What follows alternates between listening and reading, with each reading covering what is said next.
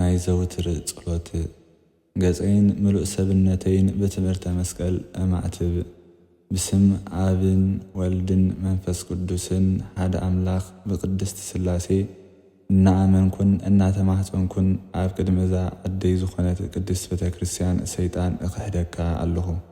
ንሳውን ናይ ዘላለም ጸጋኤን ምስክረይን ዝኾነት ማርያም እያ። አሜን። ኦ ጎይታ ነመስግነካን ነኽብረካን ኣሎና፣ ንባርኸካን ንእመነካን ኣሎና። ኦ ጎይታ ንልምነካን ንማልደካን ኣሎና። ኦ ጎይታ ንግዛእካን ንቅዱስ ስምካ እውን ነገልግል ኣሎና። ኩሉ ብርኪ ዝሰግደልካ ንሰግደልካ ኣሎና። ናይ ኩሉ ልሳን እውን ዝግዛአልካ ጎይታ ንግዛአካ ኣሎና። ናይ ኣማልኽቲ ኣምላኽ ንስኻ ኢኻ። ናይ ጎይቶት ጎይታ ናይ ነገስታት ንጉስ ንስኻ ኢኻ። ናይ ኩሉ ስጋን ናይ ኩሉ ነፍስን ኣምላኽ ንስኻ ኢኻ። ቅዱስ ወድኻ ንስኻትኩምሲ ክትጽልዩ ከለኹም ከምዚ በሉ እናበለ ከም ዝመሃረና ከምዚ ኢልና ንጽዋዓካ ኣለና። ኣብ ሰማያት እትነብር ኣቦና፣ ኣብ ሰማያት እትነብር ኣቦና፣ ስምካ ይቀደስ፣ መንግሥትኻ ትምጻእ፣ ፍቓድካ ከምቲ ኣብ ሰማይ ከምኡውን ኣብ ምድሪ ይኹን።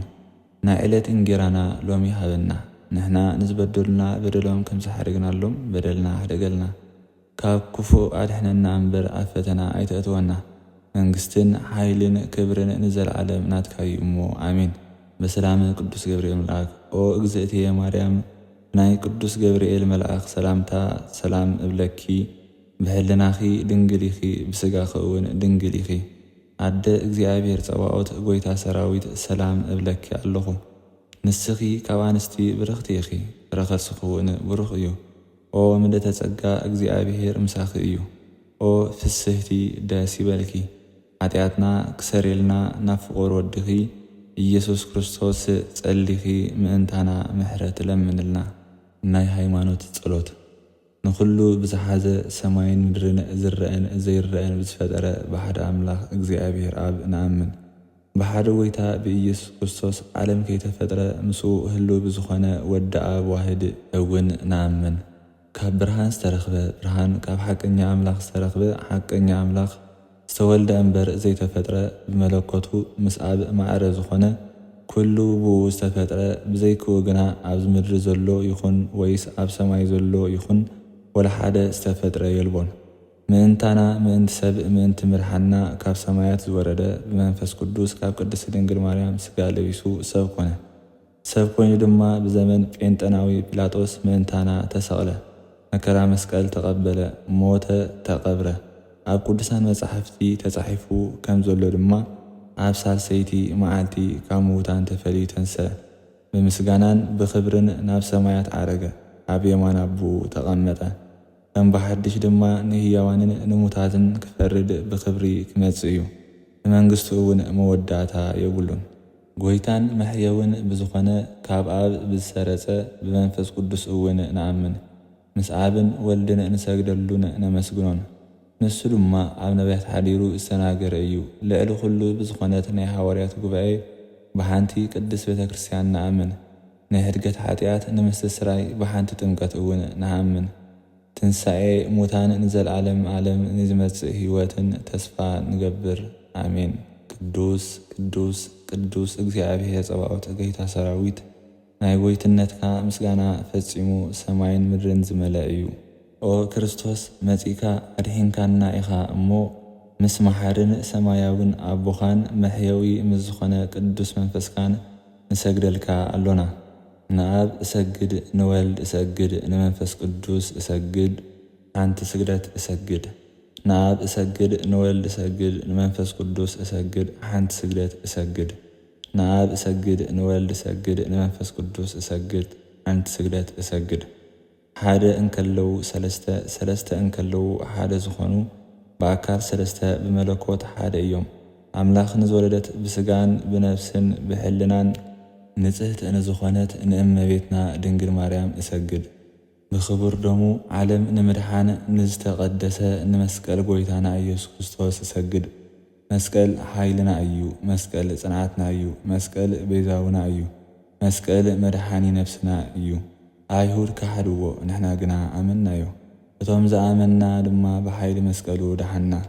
ምስጋና ንአብ ምስጋና ንወልድ ምስጋና ንመንፈስ ቅዱስ ይኹን። ምስጋና ንአብ ምስጋና ንወልድ ምስጋና ንመንፈስ ቅዱስ ይኹን። ምስጋና ንአብ ምስጋና ንወልድ ምስጋና ንመንፈስ ቅዱስ ይኹን። ይግብኦም ንአብን ንወልድን ንመንፈስ ቅዱስን። ምስጋና ንእመቤትና ማርያም ድንግል ወላዲተ አምላክ ይኹን። ምስጋና ይግብኣ ንእመቤትና ድንግል ማርያም ወላዲተ አምላክ።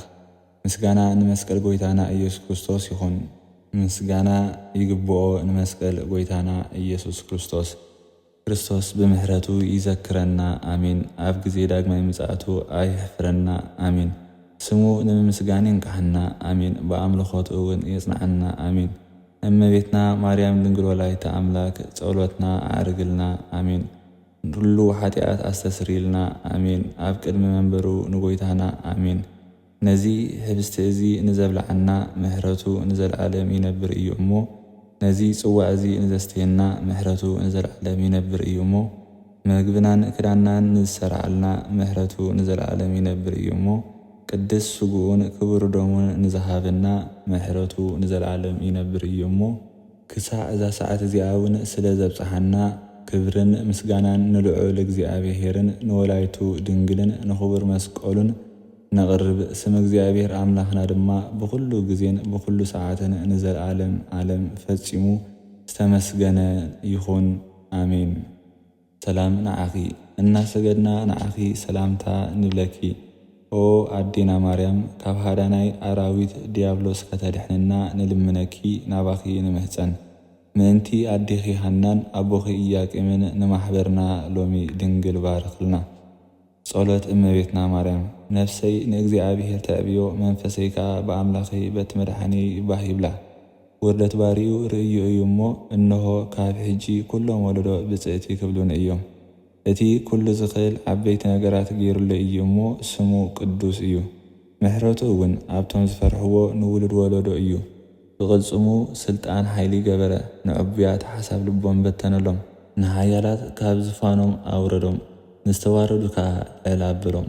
ንጡምያት ካብ በረኸቱ ኣጽገቦም። ንሃብታማት ከዓ ራቆቶም ሰደዶም።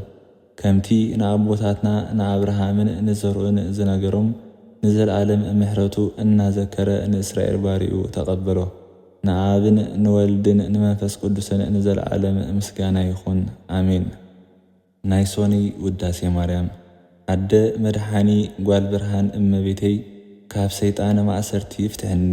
እመቤተይ ባርኽንን አንጽህንን ከምቲ ንቅዱስ ኤፍሬም ዝባረኽክዮ ከምኡውን ንዓይ ባርኽኒ ኣብ ዕለቱ ከም ዝበል።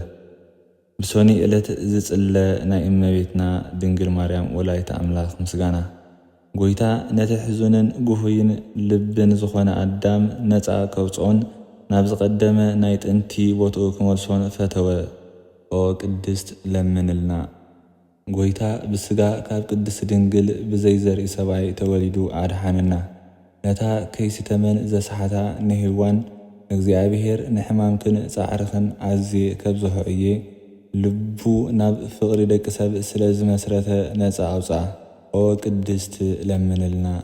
ኢየሱስ ክርስቶስ እቲ ቃል ስጋ ዝኾነ ኣባና ድማ ሓደረ።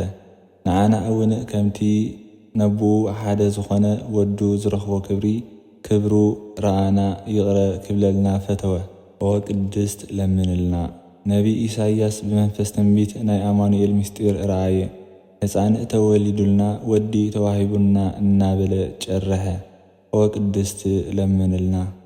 ኦ ዘመድ ወዲ ሰብ ኩልኻ ተሓጎስ ደስውን ይበልካ። እግዚኣብሔር ንዓለም ኣፍቂርዎ እዩ እሞ ብኡ ዝኣምን ኩሉ ምእንቲ ክድሕንሲ ሓደ ወዱ ቤዛ ሃበ። ልዑል ቅርጽሙ እውን ለኣኸልና። ኦ ቅድስት ለምንልና። ዘሎን ዝነበረን ዝመጽእን ካልኣይ ግዜ እውን ዝመጽእ ካባኺ ሰብ ዝኾነ ቃል ኢየሱስ ክርስቶስ ብዘይ ምልዋጥ ፍጹም ሰብ ኮነ። ሓደ ወልድ ብኩሉ ግብሩ ፈጺሙ ኣይተፈልየን። ናይ እግዚኣብሔር ቃል ሓደ ራእይ፣ ሓደ ህላዌ፣ ሓደ መለኮት እዩ እሞ ኦ ቅድስት ለምንልና። ንነቢያት ሃገሮም ዝኾንኪ ኦ ቤተልሔም እቲ ቀዳማይ ሰብ ኣዳም ካብ ምድሪ ሲኦል ናብ ገነት ከእትውዎ ኦ ኣዳም መሬት ኢኻ እሞ ናብ መሬት ከዓ ክትምለስ ኢኻ ዝበሎ ፍርዲ ሞት ክስዕር ዳግማይ አዳም ክርስቶስ ካባኺ ስለ ዝተወልደ ተሓጎሲ ደስ እውን ይበልኪ።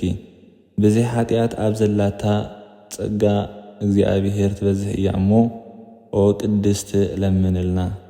ነፍሲ ኩሎም ደቂ ሰብ ትተሓጎስ ደስ እውን ይበላ።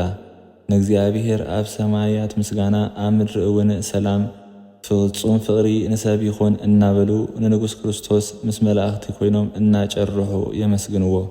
ኣብ ሃገር ዳዊት ዝተወለልና መድኃኒና ኢየሱስ ክርስቶስ ነቲ ናይ ጥንቲ መርገም ስለ ዝሰዓረ ናይ ጸላኢ ዲያብሎስ ምኽሪ ከዓ ኣፍረሰ። ናይ ኣዳምን ናይ ሔዋንን መጽሓፍ ዕዳ ቀዲዱ ነፃ ከዓ ገበሮም። ኦ ቅድስት ለምንልና። ኣብ ዓለም ንዝነብሩ ኩሎም ደቂ ሰብ እተብርህ ናይ ብሓቂ ብርሃን ምእንቲ ፍቕሪ ሰብ ናብ ዓለም ዝመጻእካ ኩሉ ፍጥረትካ ብምምጻእካ ተሓጐሰ። ንኣዳም ካብ ስሕተት ኣድሒንካዮ ኢኻ፣ ንሔዋን ካብ ጻዕሪ ሞት ነፃ ጌርካዮ ኢኻ። መንፈስ ውልድነት እውን ስለ ዝሃብካና ምስ መላእኽትኻ ንመስግነካ ኣሎና። ኦ ቅድስት ለምንልና። ኣብ ሰማያት ትነብር ኣቦና ስምካ ይቀደስ፣ መንግሥትኻ ትምጻእ፣ ፍቓድካ ከምቲ ኣብ ሰማይ ከምኡውን ኣብ ምድሪ ይኹን። ናይ ዕለት እንጌራና ሎሚ ሃበና፣ ንሕና ንዝበደሉና በደሎም ከም ዝሓደግናሎም በደልና ኣሕደገልና፣ ካብ ክፉእ ኣድሕነና እምበር ኣብ ፈተና ኣይተእትወና። መንግሥትን ሓይልን ክብርን ንዘለዓለም ናትካ እዩ እሞ ኣሜን። በሰላም ቅዱስ ገብርኤል መልአክ ኦ እግዝእትየ ማርያም ናይ ቅዱስ ገብርኤል መልአኽ ሰላምታ ሰላም እብለኪ። ብሕልናኺ ድንግል ኢኺ፣ ብስጋኺ እውን ድንግል ኢኺ። ኣደ እግዚኣብሔር ጸባኦት ጐይታ ሰራዊት ሰላም እብለኪ ኣለኹ። ንስኺ ካብ ኣንስቲ ብርኽቲ ኢኺ፣ ረኸስኺ እውን ብሩኽ እዩ። ኦ ምልዕተ ጸጋ እግዚኣብሔር ምሳኺ እዩ። ኦ ፍስሕቲ ደስ ይበልኪ። ኃጢአትና ክሰሬልና ናብ ፍቑር ወድኺ ኢየሱስ ክርስቶስ ጸሊኺ ምእንታና ምሕረት ለምንልና። ምልአት ፍቕርኻ ዘንቀሎን ልበይ ንኽብሪ ዕቤትካ ኢየሱስ ጐይታይ ንቕዱስ ስምካ ክዝምር የፍትወይ